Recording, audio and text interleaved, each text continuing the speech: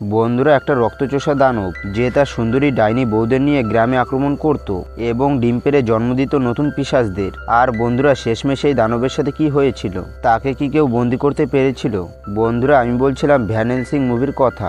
মুভির শুরুতেই কিছু গ্রামবাসীদেরকে দেখানো হয় যারা একটা দুর্গের ভিতরে যাচ্ছিল এবং তারা ওই দুর্গের গেট ভেঙে ভিতরে চলে যায়। আসলে এই দুর্গের ভিতরে একজন সায়েন্টিস্ট ছিল যে কবর থেকে মৃত মানুষদেরকে এনে রিসার্চ করত এবং এই রিসার্চটা করছিল ড্রাকুলা নামের একজন শয়তানের জন্য। আর এই সায়েন্টিস্ট ড্রাকুলার শক্তি ব্যবহার করে একটা মৃত মানুষকে জীবিত করেছিল, যাকে দেখতে রাক্ষসের মতন ছিল।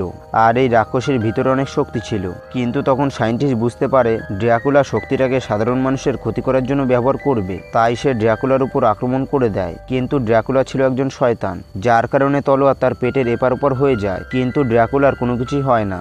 এরপর ড্রাকুলা সায়েন্টিস্টকে কিছুটা দূরে ছুঁড়ে মারে। ঠিক তখনই ওই রাক্ষসটা সায়েন্টিস্টকে নিয়ে সেখান থেকে পালিয়ে যায়, কিন্তু গ্রামবাসী তাদেরকে দেখে ফেলে। এরপর রাক্ষসটা জীবন বাঁচাতে একটা কাঠের বাড়ির ভিতরে লুকিয়ে পড়ে, কিন্তু সব গ্রামবাসী মিলে ওই কাঠের বাড়িটাতে আগুন লাগিয়ে দেয়, যাতে করে রাক্ষস আর সায়েন্টিস্ট দুজনেই আগুনে পুড়ে মারা যায়। কিন্তু ততক্ষণে ড্রাকুলার 3জন রাক্ষস রানী আকাশ জুড়ে তাণ্ডব লাগিয়ে দেয়, কারণ ওই রাক্ষসটার ভিতরে ছিল অনেক শক্তি যেটা তাদের প্রয়োজন ছিল। ড্রাকুলাকে দেখার পর গ্রামের সমস্ত মানুষ সেখান থেকে পালিয়ে যায়, কারণ সে জীবিত মানুষদের রক্ত খেত। এরপর ড্রাকুলার তার রানীরা ওই ভাঙা বাড়িটার কাছে চলে আসে, কিন্তু তারা সবাই হতাশ হয়ে গিয়েছিল, কারণ ওই রাক্ষসটাকে বানাতে অনেক সময় লেগেছিল। এরপর আমাদেরকে কিছু সময় পরের দৃশ্য দেখানো হয়, যেখানে একটা মেয়ে মৃত অবস্থায় রাস্তার মধ্যে পড়েছিল এবং আমরা তখনই সেখানে ভ্যান হেলসিকে দেখতে পাই। ভ্যান দেখে কিছু দূরে একটা দ্বৈত একটা বিল্ডিং এর উপরে যাচ্ছে, তাই ভ্যান ওই দ্বৈতটার পিছু করে এবং এই দ্বৈতটা প্যারিসের অনেক মানুষকে মেরে ফেলেছিল, সেই জন্য ভ্যান এই দ্বৈতটাকে মারতে এসেছে। কিন্তু দ্বৈতটা অনেক শক্তিশালী হওয়ায় ভ্যানকে ছুঁড়ে মারে। এরপর ভ্যান ওই দ্বৈতটার হাত কেটে দেয় আর দূর থেকে তার পেটে একটা তীর ছুঁড়ে মারে, যার কারণে দ্বৈতটা বিল্ডিং থেকে পড়ে মারা যায়। এরপর ভ্যান একটা চার্চে যায় এবং এই চার্চের লোকেরা দ্বৈতদেরকে মেরে মানুষকে রক্ষা করত। তখন সেখানে থাকা একটা পাত্রী ভ্যানকে একটা নতুন কাজ দেয়। সে বলে গত 400 বছর ধরে ড্রাকুলা একটা রাজ্য দখল করে রেখেছে এবং সে মাঝে মধ্যে গ্রামবাসীদের ধরে রক্ত খায়। তাছাড়া ওই রাজ্যের রাজাকে ড্রাকুলা মেরে ফেলেছে, কিন্তু রাজ্যে যেই রাজকুমারী আছে সে আর তার ভাই এখনো ড্রাকুলার বিরুদ্ধে লড়াই করছে, কিন্তু ড্রাকুলা অনেক শক্তিশালী হওয়ায় তারা তার সাথে পেরে উঠছে না, তাই তোমাকে যেতে হবে ড্রাকুলাকে মারতে। ভ্যান তখন এই কাজে রাজি হয়ে যায়। এরপর সে তার এক বন্ধুর সাথে দেখা করে এবং তার নাম ছিল কাল। কাল একজন সায়েন্টিস্ট ছিল আর সে দ্বৈতদের মারার জন্য নতুন নতুন হাতিয়ার তৈরি করত। কাল তখন ভ্যানকে নতুন কিছু হাতিয়ার দেয় ড্রাকুলাকে মারার জন্য।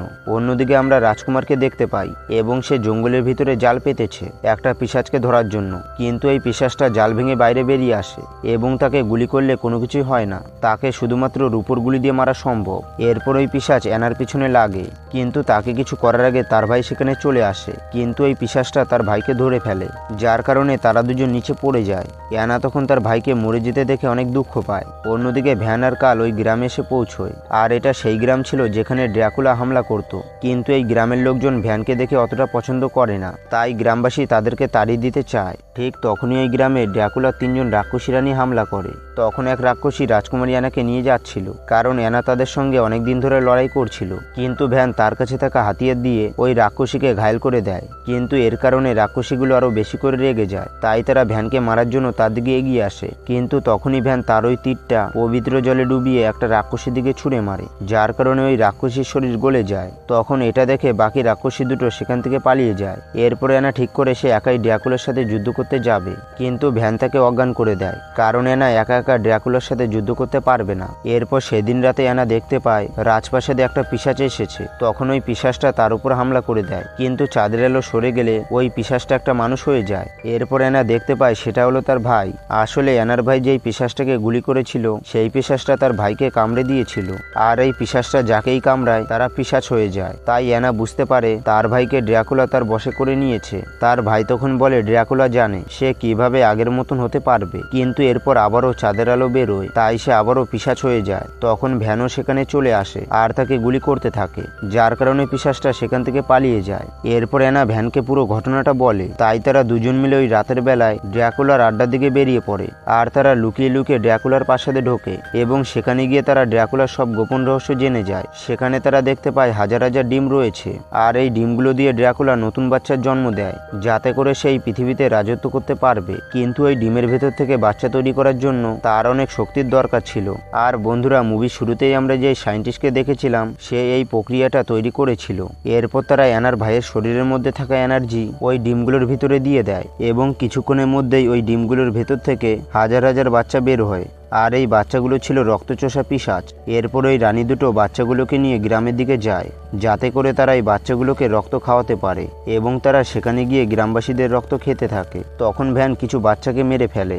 এটা দেখে ড্র্যাকুলা তার সামনে চলে আসে, কিন্তু ভ্যান অ্যানাকে নিয়ে সেখান থেকে পালিয়ে যায়। অন্যদিকে অ্যানার ভাইয়ের শরীরের মধ্যে মানুষের শক্তির পাশাপাশি পিশাচেরও শক্তি ছিল এবং তার এই শক্তি ডিমগুলো থেকে বাচ্চা বের করার মতন যথেষ্ট ছিল না, যার কারণে ড্র্যাকুলার এক্সপেরিমেন্ট ফেল হয়ে যায়। যা দেখে তার রানীরা প্রচণ্ড রেগে যায়, কারণ তারা 400 বছর ধরে তাদের বংশকে বাড়ানোর চেষ্টা করছিল, কিন্তু তারা বারবার ফেল হয়ে যাচ্ছিল। অন্যদিকে ভ্যান আর অ্যানা সেখান থেকে পালিয়ে একটা ভাঙাচোরা দুর্গে চলে আসে। অ্যানা আর ভ্যান ওই দুর্গের ভিতরে একটা সুড়ঙ্গ দেখতে পায়, আর ওই সুড়ঙ্গের ভিতরে একটা রাক্ষসকেও দেখতে পায়, যাকে আমরা মুভির শুরুতে আগুনে পুড়ে যেতে দেখেছিলাম।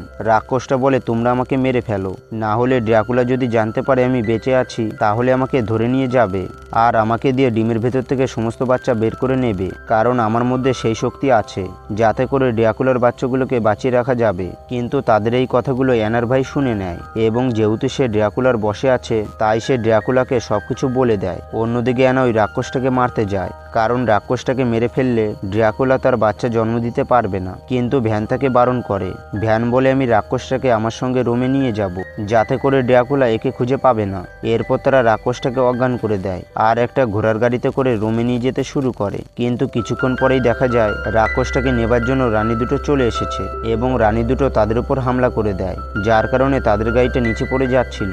তখন একটা পিশাচ গাড়িটাকে বাঁচাতে যায়, কারণ ওই গাড়ির ভিতরে রাক্ষসটা ছিল। কিন্তু পিশাচটা দেখতে পায় গাড়ির ভিতরে কোনো কিছুই নেই। এরপর গাড়িটা নিচে পড়ে ব্লাস্ট হয়ে যায় আর ওই রানীর বুকে একটা রূপোর তীর এসে লাগে, যার কারণে সে মারা যায়। আসলে এইসব কিছু ভ্যানের একটা চাল ছিল, কারণ সে ভালো করে জানতো তাদের উপর হামলা করতে রাক্ষসটা ঠিক আসবে, তাই সে আগে থেকে দুটো ঘোড়ার গাড়ির ব্যবস্থা করেছিল। এরপর তাদের পিছু করে অ্যানার ভাই সেখানে চলে আসে আর তাদের উপর হামলা করে দেয়। ভ্যান তখন তার দিকে তীর ছুঁড়ে মারে, যার কারণে অ্যানার ভাই মারা যায়। কিন্তু সে মারা যাবার আগে ভ্যানকে কামড়ে দিয়েছিল, এর মানে কিছুক্ষণ পর ভ্যানও পিশাচ হয়ে যাবে। এরপর তারা একটু অন্যমনস্ক হলে ভ্যানের তৃতীয় রানী অ্যানাকে ধরে নিয়ে চলে যায়। এরপর কিছুক্ষণ পর ওই রানী ভ্যানের কাছে আবারও আসে আর বলে, অ্যানাকে যদি জীবিত দেখতে চাও তাহলে ওই রাক্ষসটা আমাদেরকে দিয়ে দাও। ভ্যান বলে, আমি ড্র্যাকুলাকে একদমই বিশ্বাস করি না, তাই আমরা এমন এক জায়গায় দেখা করব যেখানে অনেক লোকজন থাকবে। তাই ভ্যান আর তার বন্ধু কাল একটা পার্টিতে যায়, কিন্তু ভ্যান এখানে আসার আগে রাক্ষসটাকে অজ্ঞান করে একটা জায়গায় লুকিয়ে রাখে। এরপর ভ্যান বুদ্ধি করে অ্যানাকে ড্র্যাকুলার হাত থেকে বাঁচিয়ে নেয়, কিন্তু তখন দেখা যায় ড্র্যাকুলার লোকজন রাক্ষসটার খবর পেয়ে গেছে আর তাকে বন্দি করে নিয়েছে। এরপর সেখানে থাকা সব মানুষগুলো হঠাৎ করে পিশাচে পরিণত হয় এবং তারা ভ্যান আর অ্যানার উপর হামলা করে দেয়। এরপর ভ্যান দেখতে পায় ড্র্যাকুলার লোকজন রাক্ষসটাকে নিয়ে যাচ্ছে। ভ্যান তাদেরকে আটকানোর অনেক চেষ্টা করে, কিন্তু সে পারে না। এরপর আমরা দেখতে পাই ভ্যান ধীরে ধীরে একটা পিশাচ হয়ে যাচ্ছে। এরপর তারা অ্যানার রাজপ্রাসাদে চলে আসে, কারণ তারা জানে না ড্র্যাকুলা কোথায় থাকে। এরপর তারা দেওয়ালে একটা ছবি দেখতে পায়। তখন ভ্যান লক্ষ্য করে ছবিটা এক জায়গায় ছেঁড়া আছে। ভ্যানের তখন মনে পড়ে পাত্রী তাকে একটা ছেঁড়া কাগজের টুকরো দিয়েছিল, তাই সে ওই কাগজটা ছবিতে জুড়ে দেয়, যার কারণে ছবিটা একটা জাদুর দরজায় পরিণত হয়। এরপর তারা এক এক করে দরজার ভিতরে ঢোকে আর তারা ড্র্যাকুলার আস্তানা দেখতে পায়। এরপর তারা রাক্ষসটাকে বাঁচানোর চেষ্টা করে, কিন্তু বাঁচাতে পারে না। রাক্ষসটা তখন ভ্যানকে বলে, ড্র্যাকুলার কাছে এমন একটা ইঞ্জেকশন আছে যেটার সাহায্যে তুমি পিশাচ হওয়া থেকে বাঁচতে পারবে। আরও বলে ড্র্যাকুলাকে শুধুমাত্র রাক্ষসরাই মারতে পারবে। তাই কাল আর অ্যানা ইঞ্জেকশনটা খুঁজতে চলে যায়। অন্যদিকে ড্র্যাকুলা রাক্ষসটার শক্তি নিয়ে ডিম থেকে বাচ্চা বের করার চেষ্টা করে। ঠিক তখন ভ্যান সেখানে চলে আসে আর রাক্ষসটার বাঁধন খুলে দেয়, কিন্তু ড্র্যাকুলা তখন ভ্যানকে দেখে ফেলে, তাই সে তার আসল রূপে চলে আসে। এরপর চাঁদের আলো বার হলে ভ্যান একটা রাক্ষসে পরিণত হয়, তাই ভ্যান আর ড্র্যাকুলার মধ্যে মারামারি শুরু হয়ে যায়। এরপর ভ্যান ড্র্যাকুলার গলায় একটা কামড় দেয়, যার কারণে ড্র্যাকুলা মারা যায় এবং তার সাথে সাথে হাজার হাজার বাচ্চারাও মারা যায়। ঠিক তখনই অ্যানা সেখানে চলে আসে এবং তার কাছে সেই ইঞ্জেকশনটা ছিল, তাই সে দৌড়ে যায় ভ্যানকে ইঞ্জেকশনটা দেওয়ার জন্য। কিন্তু ভ্যান নিজের কন্ট্রোলে ছিল না, তাই অ্যানাকে কাছে আসতে দেখে তাকে মেরে ফেলে। কিন্তু অ্যানা মারা যাবার আগে ইঞ্জেকশনটা ভ্যানের গায়ে ঢুকিয়ে দিয়েছিল, যার জন্য ভ্যান ধীরে ধীরে মানুষ হয়ে যায় আর অ্যানার মৃতদেহ ধরে কান্না করতে থাকে, কারণ তার জন্য অ্যানা মারা গেছে। এরপর আমরা দেখতে পাই ভ্যান অ্যানার মৃতদেহ আগুনে জ্বালিয়ে দিচ্ছে আর ওই রাক্ষসটা দানবটা অনেক দূরে চলে যাচ্ছে।